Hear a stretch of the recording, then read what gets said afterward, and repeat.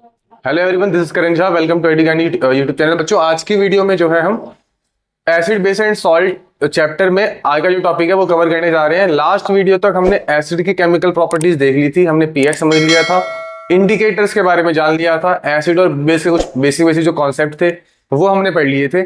इस वीडियो में हमें बेसिस की कुछ केमिकल प्रॉपर्टीज के बारे में जानना है। एसिड्स की केमिकल प्रॉपर्टीज और बेसिस की केमिकल प्रॉपर्टीज डिफरेंट होती है। इससे आपके नॉर्मल केमिकल रिएक्शन वाले क्वेश्चन बनते हैं और जो बहुत बेसिक होते हैं। अगर आपको रिएक्शंस क्लियर है तो आप वो क्वेश्चन जो होते हैं वो आसान मतलब बहुत इजीली अटेम्प्ट कर सकते हो। ठीक है, बहुत इजीली। पहली जो रिएक्शन आती है आपकी बेसिस की वो आती है रिएक्शन विथ एसिड्स। ठीक है, अगर हम बेसिस को एसिड्स से रिएक्ट करवाएंगे तो क्या होगा। ठीक है, तो बेसिस और एसिड्स एक तरीके से अपोजिट प्रॉपर्टीज वाले दो सब्सटेंसेस हैं। अपोजिट प्रॉपर्टीज का मतलब एक नेगेटिव मान लो और एक पॉजिटिव मान लो, दोनों की प्रॉपर्टीज क्या है, अलग अलग है। तो इनको जब दो अपोजिट चीजों को मिलाते हैं तो जो चीज बनती है वो न्यूट्रल होती है, मतलब वो ना तो इस तरफ होगी ना तो इस तरफ होगी। वही कहानी यहां भी हो रही है। रिएक्शन विथ एसिड्स में क्या होता है, bases react with acid to form salt and water. अब यहाँ पे जो सॉल्ट और वाटर है ये आपका न्यूट्रल सब्सटेंस होता है। न्यूट्रल कहने का मतलब है कि ये ना तो आपके एसिड्स होते हैं ना तो आपके बेस होते हैं। ठीक है, तो बेसिस जब भी एसिड से रिएक्ट करेंगे तो न्यूट्रल सब्सटेंसेस बनेंगे जो ना तो आपके एसिड्स में काउंट होंगे ना तो आपके बेस में काउंट होंगे। ठीक है, यहाँ पे जो NaOH है आपका ये बेस है और जो HCl है आपका ये आपका एसिड है। जो आपका NaOH है ये आपका बेस है और HCl आपका एसिड है। जब ये दोनों मिलेंगे तो Na आपका Cl से कंबाइन होके NaCl बनाएगा। NaCl बच्चों क्या होता है, हम पहले ही डिस्कस कर चुके हैं। NaCl एक सॉल्ट होता है। तो सोडियम किसके साथ जाएगा, क्लोरीन के साथ, और OH जाएगा H के साथ और क्या बनाएगा, H2O। H2O क्या होता है बच्चों, आपका वाटर। ठीक है, तो आपका बेस और एसिड रिएक्ट करके क्या बना रहा है, सॉल्ट एंड वाटर बना रहा है। ठीक है, इस प्रोसेस को हम न्यूट्रलाइजेशन रिएक्शन भी कहते हैं। न्यूट्रलाइजेशन का मतलब न्यूट्रल सब्सटेंस बनाने वाली रिएक्शन। तो एसिड और बेस दो डिफरेंट अपोजिट प्रॉपर्टीज वाले सब्सटेंस जब मिलते हैं तो सॉल्ट और वाटर यानी कि न्यूट्रल सब्सटेंसेस बनाते हैं। इसके बाद आता है reaction with non metallic oxides. जब बेसिस का रिएक्शन आप नॉन मेटेलिक ऑक्साइड से कराओगे, बच्चों ये चीज हम पढ़ चुके हैं कि जो मेटेलिक ऑक्साइड्स होते हैं, मेटेलिक ऑक्साइड जो मेटल वाले ऑक्साइड जैसे sodium oxide, magnesium oxide, zinc oxide, aluminium oxide, जो मेटल वाले ऑक्साइड होते हैं जिनमें मेटल में ऑक्सीजन है, वो ऑक्साइड्स जो होते हैं वो आपके बेसिक नेचर के होते हैं। जो मेटल ऑक्साइड है, जो मेटल वाले ऑक्साइड है। जो नॉन मेटेलिक ऑक्साइड है, कार्बन डाइऑक्साइड, नाइट्रोजन डाइऑक्साइड, ऐसे जो ऑक्साइड्स हैं जिनमें नॉन मेटल है वो ऑक्साइड आपके एसिडिक नेचर के होते हैं।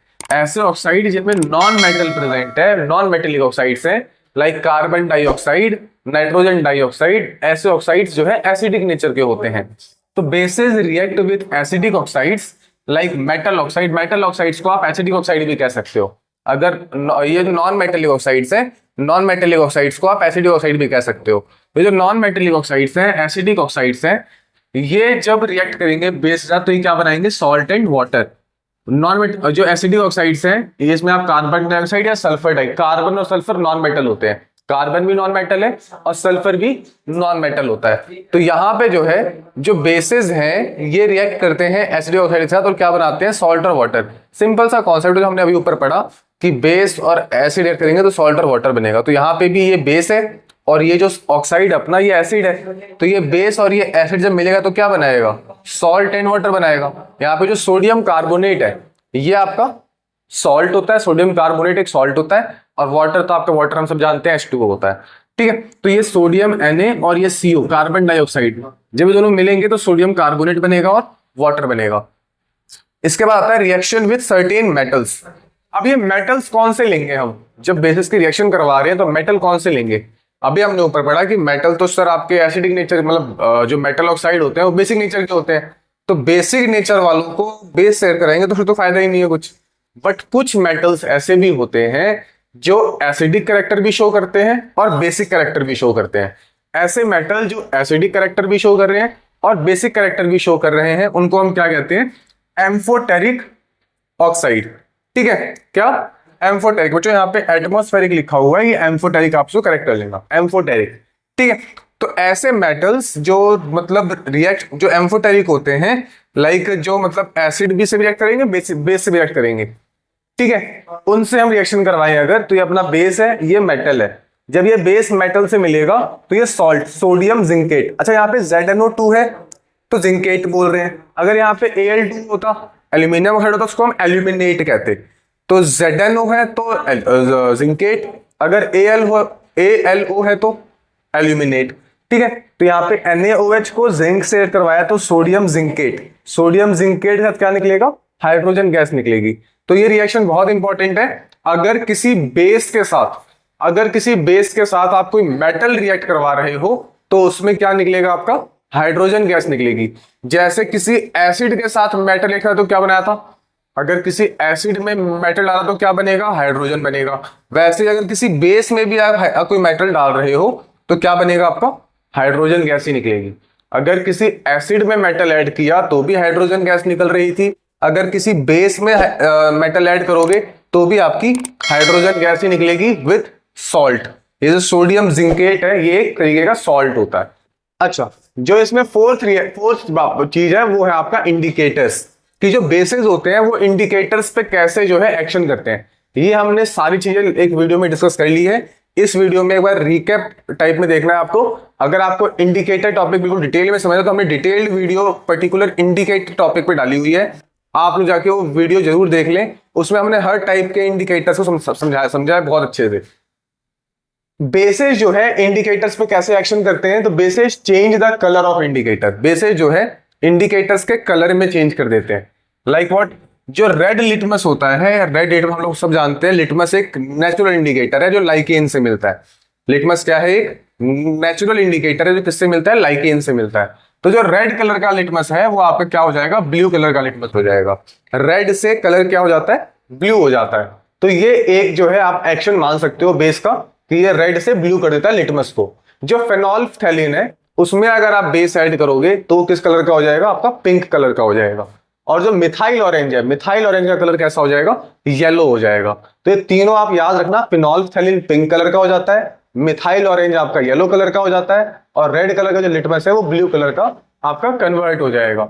अच्छा, यहाँ पे एक और क्वेश्चन बनता है कि अगर हम एसिड और बेसिस को वाटर में ऐड करें तो क्या होगा, ठीक है। तो ये चीज भी हम जो बेसिक वीडियो करी थी हमने, उसमें देखा था कि एसिड्स को वाटर में ऐड करने पे H+ आयन रिलीज होता है और बेसिस को वाटर में ऐड करने पे OH नेगेटिव आयन रिलीज होता है। Acids produce H+ ions in presence of water, ठीक है, और base when dissolved in water gives OH negative ion.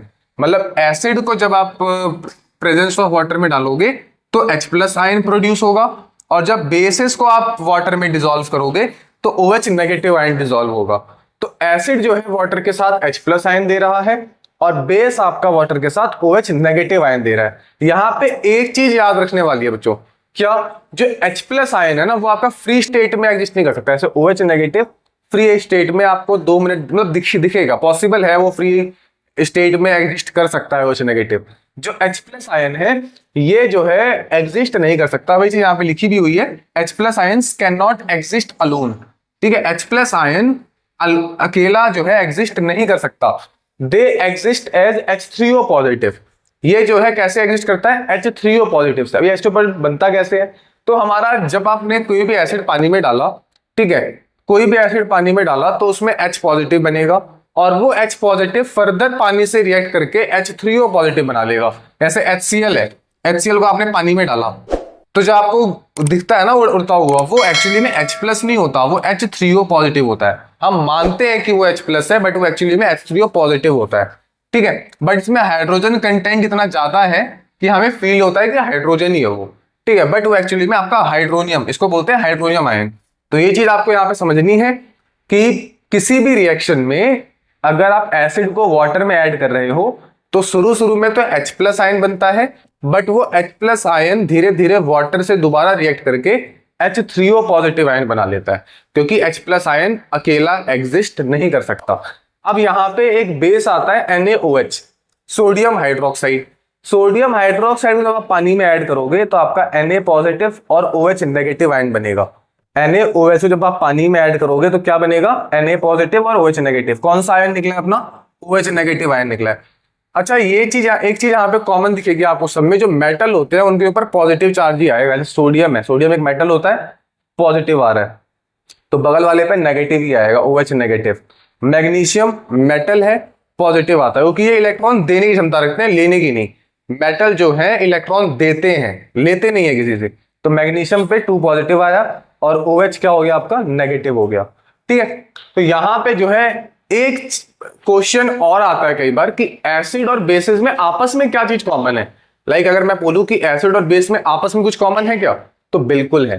Acid और बेसिस दोनों ही आयंस प्रोड्यूस करते हैं। क्या प्रोड्यूस करते हैं, आयंस प्रोड्यूस करते हैं। ऐसे एसिड ने H+ आयन प्रोड्यूस किया और बेस ने OH नेगेटिव आयन प्रोड्यूस किया। ठीक है, तो दोनों ही आयंस प्रोड्यूस करते हैं और आयंस प्रोड्यूस करने की वजह से ये इलेक्ट्रिसिटी कंडक्ट कर सकते हैं, क्योंकि पॉजिटिव चार्ज और नेगेटिव चार्ज आ गया। पॉजिटिव चार्ज और नेगेटिव चार्ज होने की वजह से वो आयंस प्रोड्यूस करते हैं, इस वजह से वो इलेक्ट्रिसिटी का कंडक्शन कर सकते हैं। क्या कर सकते हैं, और इलेक्ट्रिसिटी कंडक्ट होने की वजह से इन एसिड और बेस के वाटर सॉल्यूशन को हम जो है इलेक्ट्रोलाइट्स का नाम भी देते हैं। तो ये चीज इनमें कॉमन है कि ये आयंस प्रोड्यूस करते हैं और आयंस प्रोड्यूस करने की वजह से ये इलेक्ट्रिसिटी का कंडक्शन जो है बहुत इजीली कर पाते हैं। तो ये चीज आप थोड़ी सी ध्यान रखनी है। आज की वीडियो में इतना ही। नेक्स्ट वीडियो में हम कुछ सॉल्ट्स के बारे में जानेंगे। ये चैप्टर लास्ट वीडियो में खत्म हो जाएगा। अगर आपने यहां तक की पीछे की सारी वीडियोस नहीं देखी है तो आप वो सारी वीडियोस देख लेना। 10-10, 12-12, 15-15 मिनट की वीडियोस है, ज्यादा टाइम नहीं लगेगा, पर आपके कॉन्सेप्ट बहुत अच्छे से क्लियर हो जाएंगे। तो एक बार सारी वीडियोस आपको देखनी है पीछे की। और अगर ये वीडियो आपको समझ में आई तो इस वीडियो को लाइक शेयर सब्सक्राइब जरूर करना है। अपने फ्रेंड सर्कल में ज्यादा इस वीडियो को शेयर करें। ठीक है, मिलते हैं अगली वीडियो में, तब तक के लिए थैंक यू, गुड बाय।